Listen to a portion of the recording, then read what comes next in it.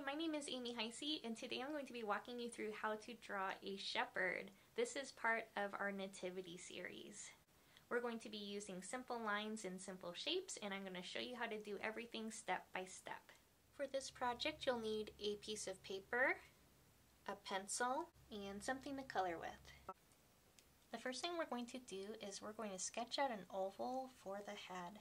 So close to the top of the paper, you're going to start off by drawing an oval shape, a little bit wider at the top and a little bit more narrow at the bottom.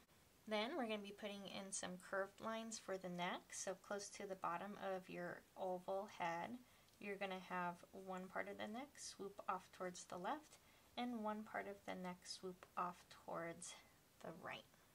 We're going to connect these sides of the neck with a curved line that creates the collar of this shepherd's clothing. So think curved like a smile. A little bit of space below the neck, but kind of closer towards the left side, you're going to put one rounded square for the top hand. So think square but curved corners, and then one right below for the bottom hand. Then we're going to be putting in a wavy line for our staff. So kind of by the head, you're going to start to move a line in and out and connect it to your hands. We want the top part of the staff to be flat. So I'm going to do a straight line across like this. And then kind of matching the same curve of this side, but on the left, I'm going to do a wavy parallel line and stop at my hands.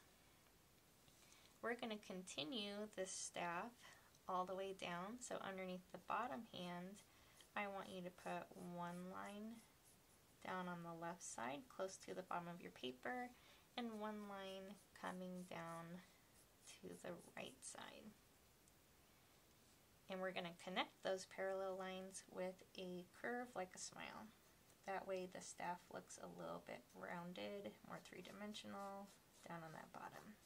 We're going to be putting in the sleeves next. So at the top, above the curve of the clothes, but on the neckline, you're going to put one diagonal line and stop at your staff. And we're going to be putting a diagonal line going off towards the right for the right shoulder.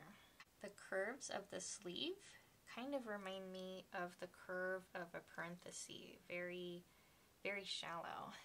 So by the staff, I'm going to have one curved line coming down like this. And I'm going to do the same thing on the right, do a curve, kind of like a parenthesis, on the right side. I want to draw in some lines to create the top part of the sleeve. So by the bottom hand, I'll have one curve coming off this way, but it doesn't go all the way across. And I also want a curved line kind of matching where the top hand is. We're going to add a slight curved line connecting the top of the sleeve and swooping down to the bottom of the sleeve like this. And it'll be the same on the opposite side, so starting at the top of the sleeve and swooping down, connecting to that bottom curve. The way we'll finish off those arms is we'll add in some straight up and down lines, one on the right side and one on the left side. The shepherd is wearing a robe, so we're going to do two slightly diagonal lines, not super flared out, just very subtle. So starting at the sleeves, you're going to do one on the left side, and you're going to stop before you reach the bottom of where the staff is, and you're going to do the same on the right side. And we want to connect these two marks with a curve like a smile to create the bottom part of that robe. So I stop at my staff and I continue that line on the opposite side. The shepherd's feet kind of have a triangle shape it's going to be flat and straight on one side like this. The bottom of the foot is going to come out at an angle, kind of like you would the bottom of a triangle. But instead of being a straight line, it's going to be a little bit curved for this top part of the foot and then go up and connect to the robe. So you're leaving a little bit of space for that ankle, and the toes are kind of rounded. And we're going to do the same thing on the other side. Depending on where your staff is, you might not see the inside edge of the foot. Like my inside edge would probably be about here. But since I can't see that, I'm just going to draw a diagonal line for the bottom of the foot. And I'm going to have that toe curve in, but then go up. The bottom of the shoes is kind of like a flat curved line like this, and I'm going to do one on the opposite side, so it curves around kind of where the toe is curved. And there are straps on the sandals. It's just two parallel lines leaving a space for the toe, so one line and then another one next to it. I'm going to do the same on the opposite side. Leave a little bit of space for the toes, do one diagonal line and then another. Since I can see, since these are sandals, we want to have a little bit of the toe showing. So you can start off by drawing a curve for a toe, and if you have space, you can add another curved line for more toes, but you don't have to see all 5 since these feet are angled. We're going to be doing the shepherd's head covering. So at the top of the head, kind of close to the top, I want you to put an up and down wavy line, and when you get to the sides, I want you to have it come down just a little bit. We're going to be putting in this band on the hat, so close to the top of the head, I want you to do a slightly curved line like this, and we want to do another one right above that matches. We want to connect those lines, and that creates this band. The top of the hat is slightly curved, so starting at the top of the band, I'm going to make a little flat curved shape. Very similar to the shape of the band. On top, it's just a little bit wider.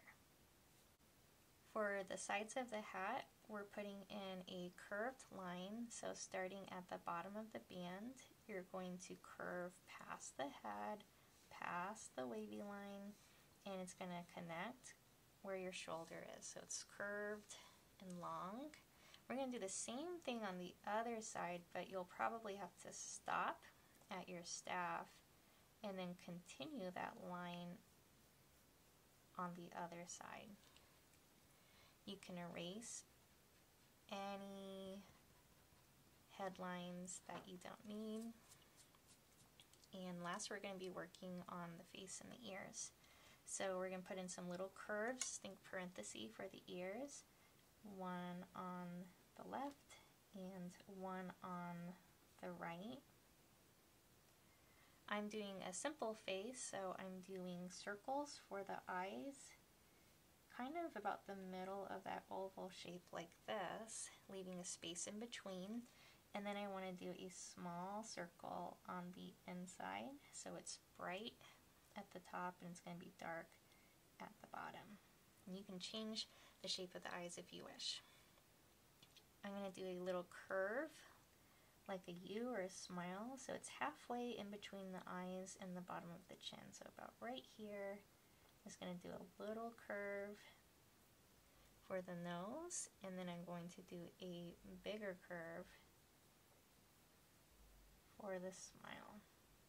Last but not least, I'm going to add some eyebrows. So there's our shepherd, but a shepherd definitely needs a sheep to be part of its flock. So we're just going to do this little simple sheep over kind of hiding behind the shepherd. So you can put it on the left side like me, or you can put it on another part of your drawing. What I'm going to do is I'm going to start off with a U shape to create the head of the sheep, like this. The sheep is really fluffy, so it's like we have like a bunch of U's or smiles or a bunch of like rainbow lines all connecting each other. So I like to start like this, kind of just move my pencil up and down to create the first fluffy parts of my sheep, and then I can kind of wrap it around like that and do bumps like a rainbow and kind of connect them. So that's the fluffy top of my sheep. I have two little curves for the ears, and then I want to do big curves for the body of the sheep. So on the top I can do like maybe a couple bumps and then just stop at my shepherd's clothing, and then I can start more fluff like this, kind of big swooping curves. This is a very fluffy sheep, and you can make your sheep as fluffy or as smooth as you would like. The little legs, they're straight but with kind of like a triangle or V shape. So for a leg I put one line down, I go up, down, and then create that other side. I'll do another leg here, so think straight lines down for the sides and a triangle point for the middle. And if you can fit them, you're more than welcome to add other legs, but maybe they're tucked behind the shepherd.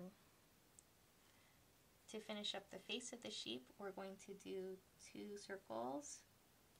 For the eyes, I do a small circle at the top on the inside.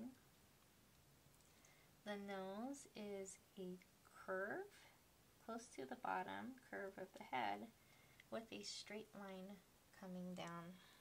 If there's anything else that you want to add to your shepherd or things that you want to adjust, feel free to do that, but then you can go ahead and you can start coloring your shepherd in.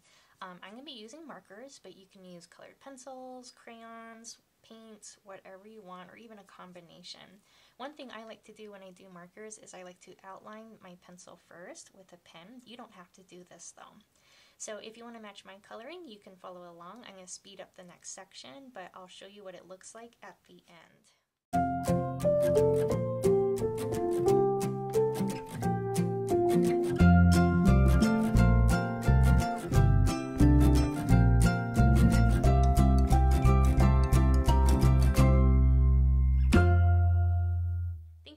For drawing your shepherds with me. I would love to see how they turned out. Feel free to tag me on social media. If you enjoyed following along with today's art tutorial, you can give this video a thumbs up and subscribe to my channel so you can stay up to date on other Catholic inspired art tutorials. I want to remind you that you are loved. God loves you very much and He loves your artwork very much. Thank you so much for following along with me today.